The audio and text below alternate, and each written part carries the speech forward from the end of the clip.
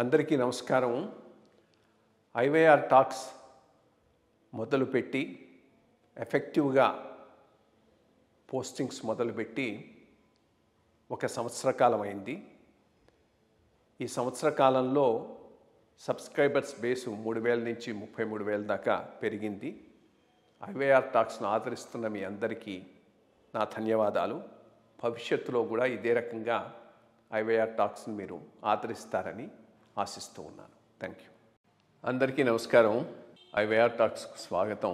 IPS officer Sunil Kumar గారు ఈ మధ్య ఒక వ్యాఖ్య చేయటం ద్వారా ఒక ప్రధానమైన అంశానికి దాని మీద చర్చకు తెరలేపారు. ఆయన పేర్కొన్నది ప్రధానంగా ఆంధ్రప్రదేశ్ రాష్ట్రంలో దళితులు కాపులు ఒకటైతే రెండు ప్రధానమైనటువంటి చాలా పాపులస్ కమ్యూనిటీస్ కాబట్టి రాజ్యాధికారం దక్కించుకోవటం సులభమవుతుంది. కాపుల ప్రతినిధి ముఖ్యమంత్రిగా, దళితుల ప్రతినిధి ముఖ్యమంత్రిగా అధికారాన్ని చేగించుకొని పాలించడానికి వీలవుతుందనేది ఈయన అన్నటువంటి వ్యాఖ్యల యొక్క సారాంశం. సరే, దీని రెండు అంశాలు: ఒకటి ఆయన చేసిన వ్యాఖ్య మీద చర్చ, రెండోది ప్రభుత్వంలో ఉంటూ ఇట్లాంటి వ్యాఖ్యలు చేయవచ్చా అనేది రెండవ చర్చ.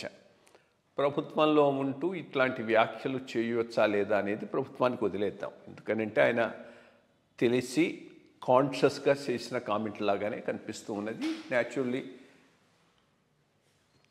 సివిల్ సర్వీసెస్ రూల్స్ ప్రకారంగా ప్రభుత్వం ముందుకు పోవటం అనేటటువంటిది తప్పకుండా జరిగేటటువంటి అంశం. ఇక దీన్ని ఈ కామెంట్ యొక్క పొలిటికల్ సిగ్నిఫికెన్స్ ఏంటి అనే దాని మీదనే ఈరోజు మనం ఇక్కడ చర్చిద్దాం.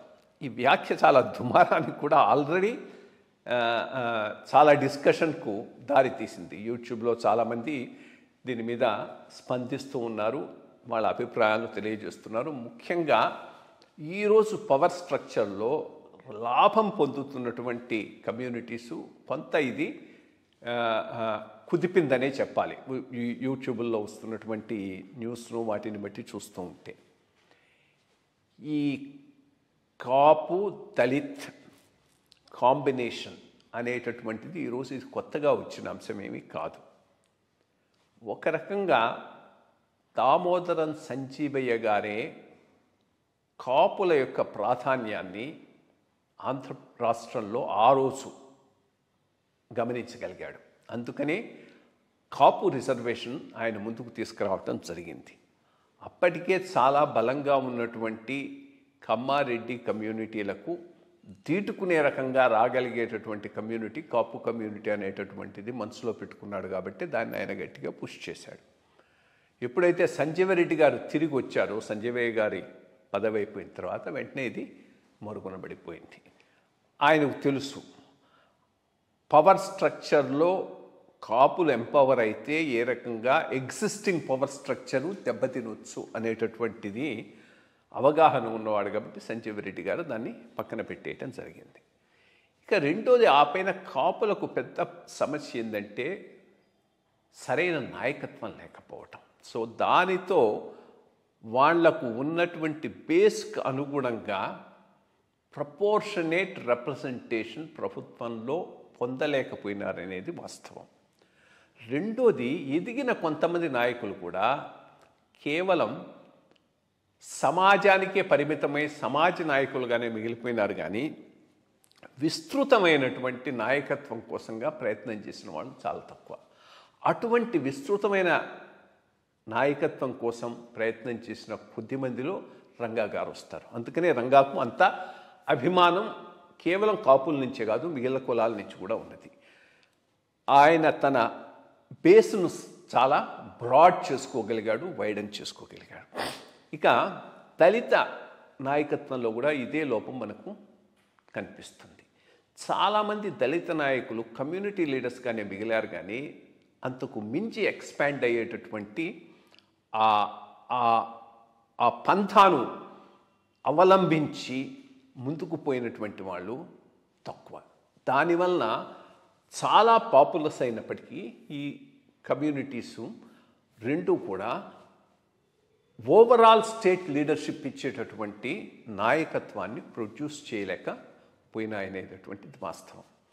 ఈ కాపు దళిత్ కలిస్తే రాజ్యాధికారం రావచ్చు అనే క్యాలిక్యులేషన్ ఇంతకుముందు కూడా చింతామోహన్ గారు తెర మీదకి తీసుకొచ్చారు. అప్పుడు ముద్రగడ పద్మనాభం గారితో కలిసి ముందుకు పోతూ ఇదే రకమైనటువంటి అభిప్రాయాలను ఆ రోజు చింతామోహన్ గారు కూడా వెలిబుచ్చడం జరిగింది. కాబట్టి ఈరోజు సునీల్ కుమార్ గారు చెప్పినటువంటి ఈ ఫార్ములా, ఈ క్యాలిక్యులేషను ఇంతకుముందు కూడా ఉన్నది.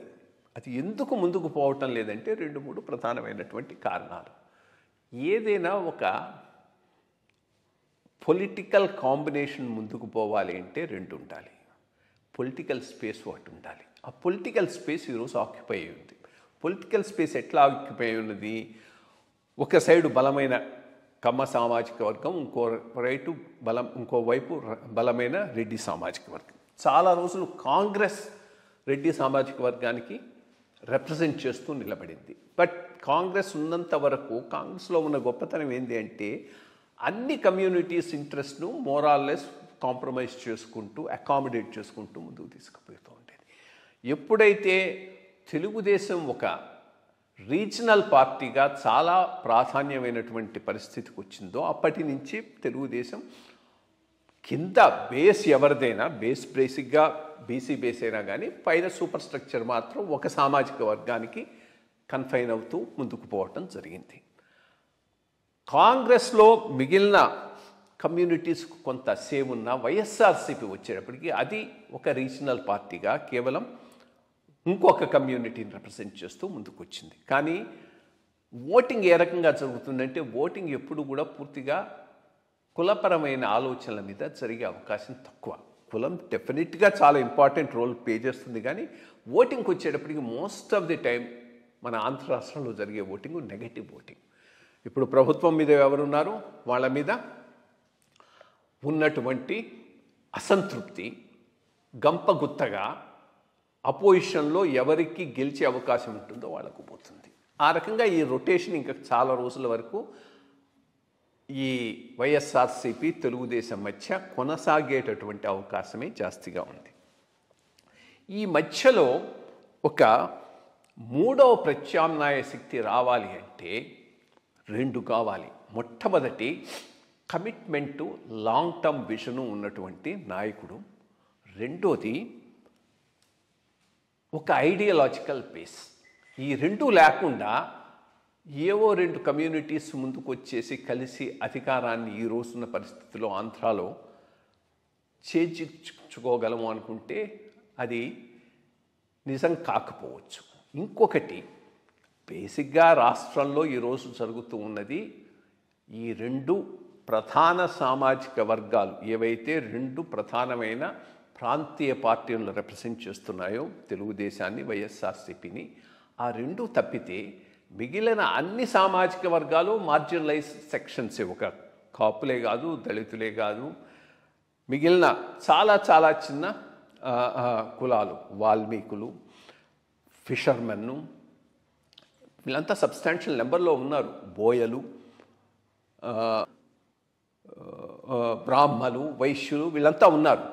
వీళ్ళందరినీ కలుపుకొని ఒక బ్రాడర్ అజెండాతో బ్రాడర్ కోalition కోసం ప్రయత్నించకుండా ఏవో 2 కమ్యూనిటీస్ కలిసినంత మాత్రాన రాజ్యాధికారం వస్తుందనుకుంటే అది జరిగేటటువంటి అవకాశం తక్కువ. ఫస్ట్ అది.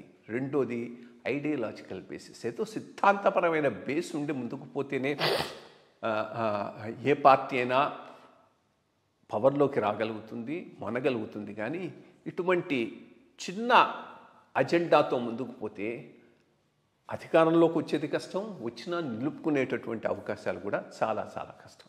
వీటన్నిటినీ మించినది ఆర్థికమైనది. ఈరోజు రాజకీయం అనేటటువంటిది ఆర్థిక బలం లేకుండా రాజకీయం చేసే పరిస్థితి లేదు.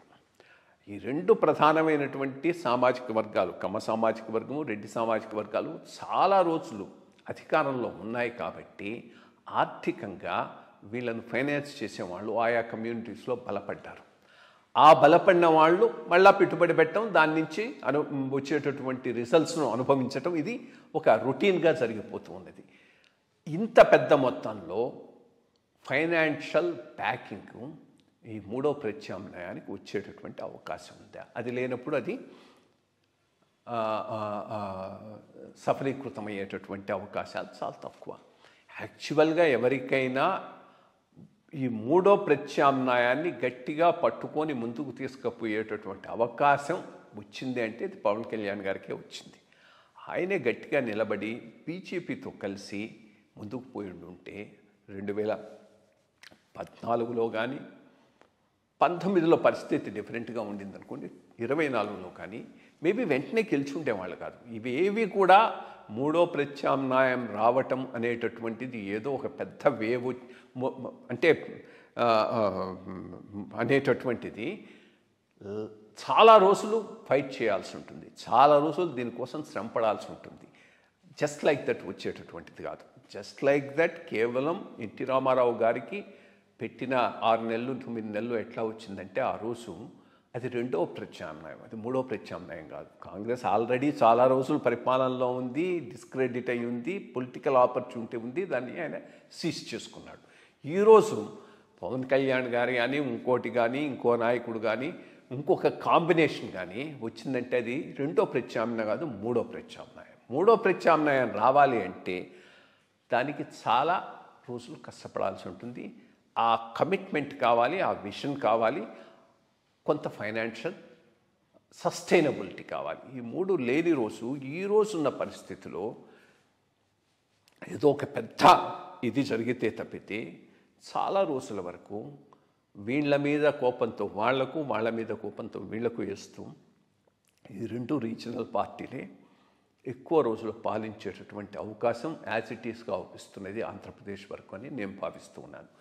ఏది ఏమైనా ఒకటి మాత్రం నిజం, తెలంగాణ విడిపోయిన తర్వాత ఆంధ్రప్రదేశ్లో ఈ కులపరమైన డివిజన్స్, ఇంట్రెస్ట్స్ రాజకీయంలో ప్రధానమైనటువంటి పాత్ర పోషిస్తాయని నేను ఆ రోజు డివిజన్కు ముందు నుంచి మాట్లాడుతూనే ఉన్నాను. అది ఈరోజు నిజమవుతుంది. ఎందుకనంటే ఆ కాంబినేషన్ చూచి ఇంత పాపులేషన్ ఉంది, మార్జినలైజ్డ్గా మనం రాజకీయాల్లో ఎందుకున్నామనేటటువంటి భావన ఈ సబ్స్టాన్షియల్ నెంబర్ ఉన్న కాస్ట్, ప్రధానంగా కాపు, రెండోది దళిత్, మూడోది ఆంధ్రాలో కొన్ని ప్రాంతాల్లో యాదవులు, కొన్ని ప్రాంతాల్లో బోయలు, మత్స్యకారులు, వీళ్ళంతా సబ్స్టాన్షియల్ నెంబర్లో ఉన్నారు. వీళ్ళందరికీ అనిపించటం సహజం.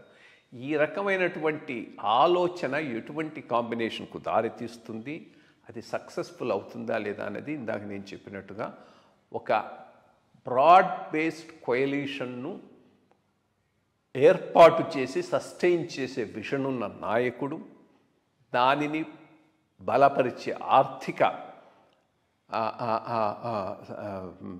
బ్యాకింగు, ఈ రెండు, మూడోది అన్నిటిని మించి ideological commitment to A cause, ఈ మూడు చాలా చాలా అవసరం అవుతుంది. బీజేపీకి నాయకత్వం లేదు, అది ఒక పెద్ద ప్రాబ్లము. బీజేపీ కారణాలు ఏవైనా కానీ అవకాశాలను పోగొట్టుకొని ఆంధ్రప్రదేశ్ రాష్ట్రంలో ఎదగలేదు. ఈరోజు గ్రౌండ్ లెవెల్ నుంచి ఎదగటం అనేటటువంటిది కొంత కష్టం కావచ్చు. ఈ రెండిట్లో ఏదో ఒక ప్రధానమైన పార్టీ పక్కకు తప్పినంత వరకు బీజేపీ ఎదుగుదల కూడా ఆంధ్రప్రదేశ్ రాష్ట్రంలో ప్రస్తుతానికి అంత సులభం కాదని అనిపిస్తూ ఉన్నది. అదైతే అది మూడో ప్రత్యామ్నాయాన్ని ఇచ్చేటటువంటి అవకాశం కూడా ఉన్నది. Thank you.